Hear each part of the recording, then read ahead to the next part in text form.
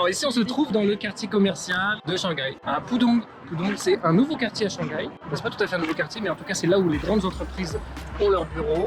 On a aussi des grands centres commerciaux. Voilà, et là c'est une espèce d'une plateforme où on peut se promener pour admirer un petit peu les différentes tours qui sont autour de nous. Et relier les différentes tours aussi, vu la distance parfois entre toutes, j'ai l'impression. Ouais. Et après derrière nous, il y a les 3 plus hautes tours de Shanghai. Et on va aller ce soir dans l'une d'elles pour admirer le coucher de soleil. Ciao ciao, Titan.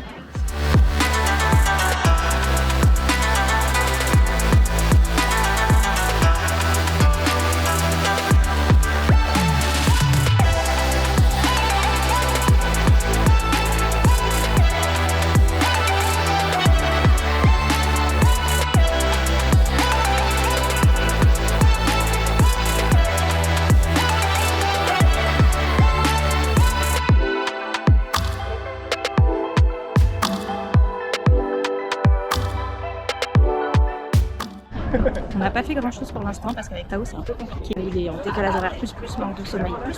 Surtout que le rythme qu'on a eu, ce qui a été organisé, n'était pas tout le temps adapté à son rythme, ce qui n'est pas très grave en soi. Le soir il est assez grognon, etc. Un enfant quoi. Là on est arrivé à Pudong à midi, on est parti manger dans un restaurant, dans un mall.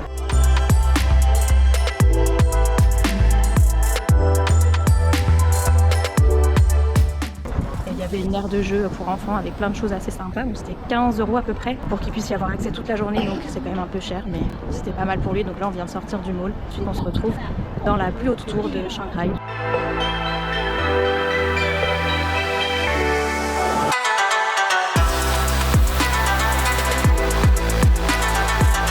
On monte à peu près 60 secondes, mais on redescend en 20 secondes pour la digestion. Oui, c'est efficace.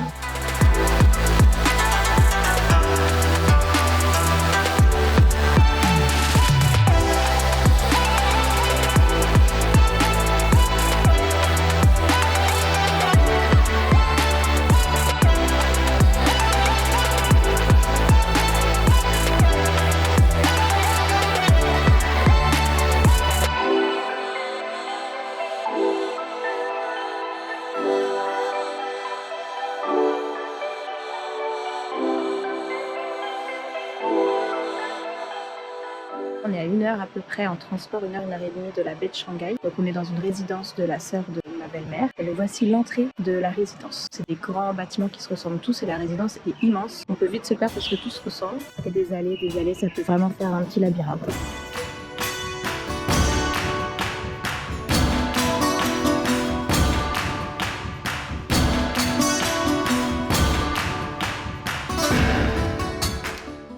Comme il y a très peu de touristes, voire quasiment pas, du coup on se sent un petit peu comme une attraction finalement parce que les Chinois nous fixent, ils s'arrêtent. Là il y avait même une dame en scooter qui s'est arrêtée près du bac à sable et qui regardait Tao et qui est repartie. Donc au début ça va être un peu perturbant, mais bon on sait que c'est pas mauvais, c'est peut-être de l'étonnement parce qu'ils ont pas l'habitude de voir beaucoup de touristes, en tout cas dans certains coins de Chine. Mais c'est vrai qu'au début ça fait un peu bizarre. Mais bon chez les enfants il n'y a pas vraiment de barrière de la langue, ils ont quand même joué ensemble, puis après il y a une maman qui a essayé de discuter un petit peu avec nous en anglais. C'était un moment sympa.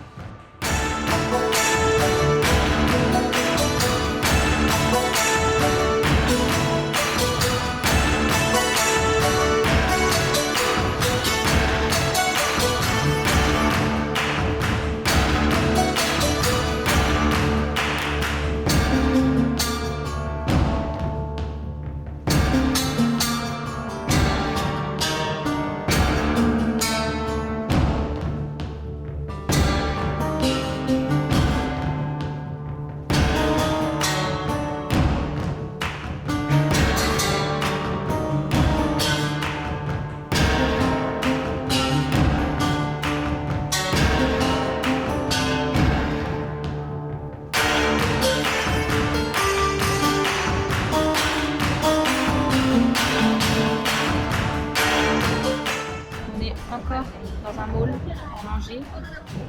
Et t'as dit que Shanghai c'était... Shanghai c'est un grand mall et de temps en temps entre les malls il y a des routes, tu peux sortir de temps en temps. Ouais.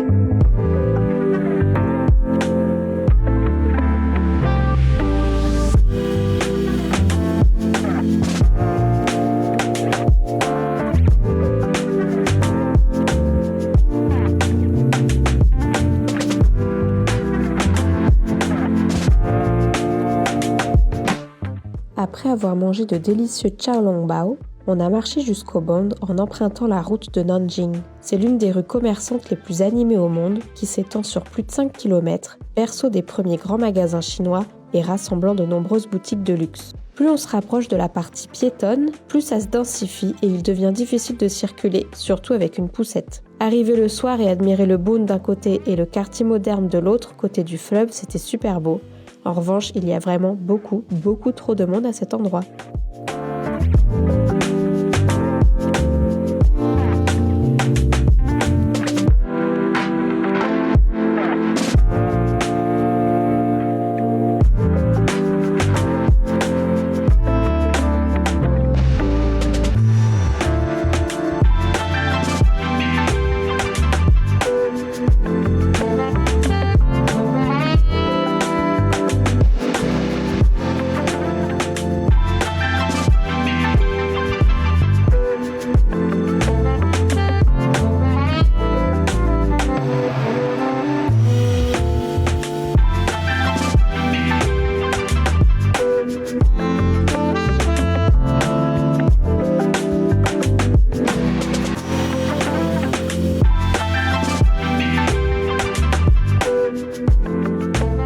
On va goûter une brioche. Une spécialité de cet endroit précisément, une très vieille enseigne qui était là déjà depuis, je dirais, au moins une quarantaine d'années, quoi.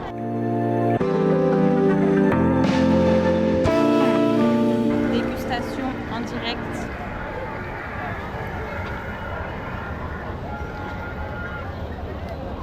Alors? Donc c'est pas mauvais. Donc, c'est vraiment une petite pâte feuilletée autour. Avec oui comme une boulette de viande dedans, partie.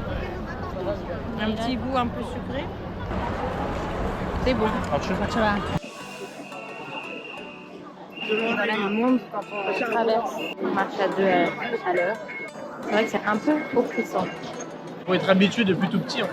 Quand j'ai commencé à gagner mon salaire avec ma soeur, tous les week-ends, on passe les jours. Il y a des shopping.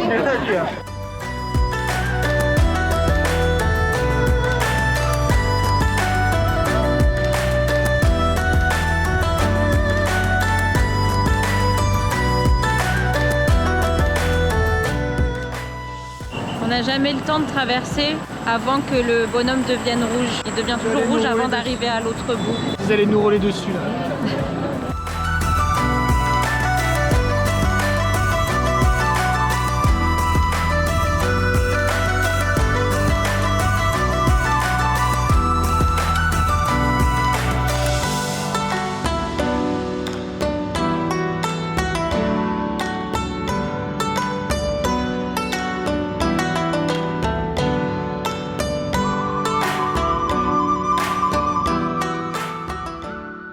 Le lendemain, nous sommes retournés en ville, cette fois du côté plus historique. Nous avons pu visiter le site du premier congrès national du Parti communiste chinois, ainsi qu'un musée qui retrace un peu l'histoire du parti.